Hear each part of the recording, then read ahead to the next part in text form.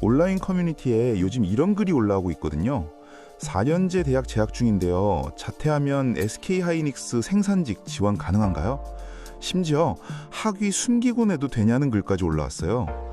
대학 학력을 낮추려는 사람들이 생긴 겁니다. 지금 대한민국 취업시장에서 반도체 생산직, 이른바 킹산직이라고 불리는 자리를 향해 취준생들이 미친 듯이 몰려들고 있거든요. 근데 왜 갑자기 이런 일이 벌어지고 있을까요? 핵심은 돈이에요. 반도체 호황이 이어지면서 생산직 연봉이 예전이랑은 차원이 달라졌거든요. 예전엔 생산직 하면 그냥 안정적인 직장, 딱 그 이미지였잖아요. 근데 지금은 연봉의 성과급까지 합치면 수억 원이 찍히는 얘기가 공공연하게 나오는 거예요. 단순히 소문이 아니라 실제로 그 수치가 알려지면서 사람들의 인식이 완전히 바뀌기 시작한 거죠. 연봉과 성과급 수준이 알려지고 첨단 장비를 다루는 기술직이라는 이미지가 퍼지면서 저 자리 사무직보다 낫겠는데? 라는 생각이 퍼지기 시작한 거거든요. 인식의 변화가 먼저 생기고 그 다음에 사람들이 실제로 움직이기 시작한 거예요.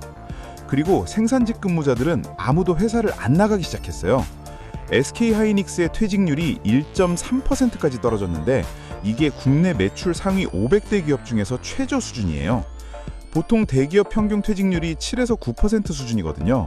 그것과 비교하면 얼마나 낮은 건지 감이 오시죠? 자, 그럼 이걸 본 취준생들 입장에서 생각해 볼게요. 수억 원대 성과금, 퇴직률 최저, 안정성까지.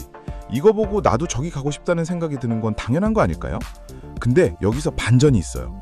SK하이닉스가 이번 생산직 채용에서 지원 자격을 고등학교 전문대 졸업자로 제한한 거예요. 4년제 대졸자는 지원 자격이 안 되는 채용이었던 거죠. 그러니까 아까 그 자퇴해도 되냐는 글이 나온 거예요.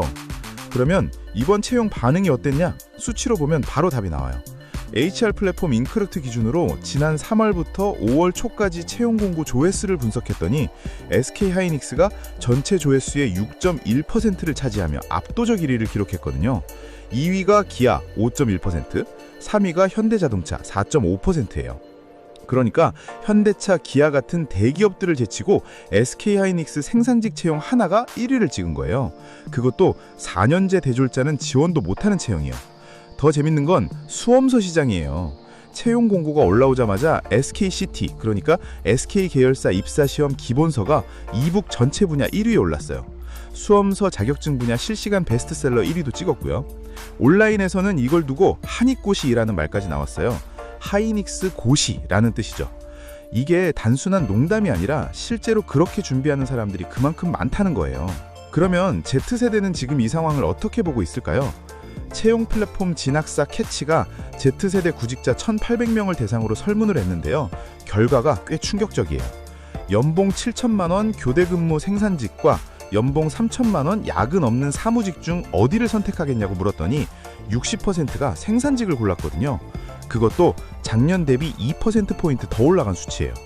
해마다 생산직을 선택하는 비율이 높아지고 있는 거죠. 근데 이 설문에서 더 눈에 띄는 게 있어요. 블루칼라를 긍정적으로 평가하는 이유 1위가 뭔지 아세요? 연봉이 높아서가 66%로 압도적 1위예요. 2위는 기술을 보유해 해고 위험이 낮아서, 3위는 야근 승진 스트레스가 덜해서고요. 흥미로운 건 AI 대체 가능성이 낮아서도 6%나 됐다는 거예요. 그러니까 지금 Z세대는 스펙이나 체면보다 현실적인 조건, 그리고 미래 안정성으로 직업을 판단하고 있는 거예요. 실제로 지원 의향도 엄청나요. 응답자의 41%가 조건이 좋다면 고려할 것이다 라고 했고 29%는 적극 지원할 것이라고 했어요. 고민되지만 가능하다는 응답도 17%였는데요.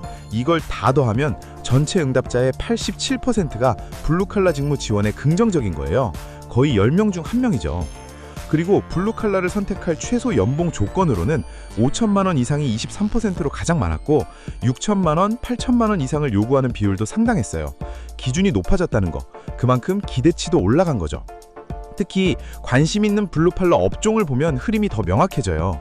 1위가 IT, 배터리, 반도체로 32%였는데 작년 대비 4%포인트나 올라간 거예요.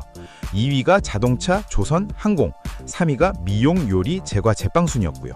그러니까 단순히 블루칼라가 좋아진 게 아니라 첨단 제조업 생산직이 인기를 끌고 있는 거예요. AI 시대에 AI를 만드는 일, 그걸 청년들이 선택하고 있는 거죠. 여기서 좀 더 나가서 생각해 볼게요. 이 현상이 왜 지금 이 시점에 터졌냐는 거예요. AI가 확산되면서 화이트 칼라, 그러니까 사무직 일자리에 대한 불안이 커졌거든요.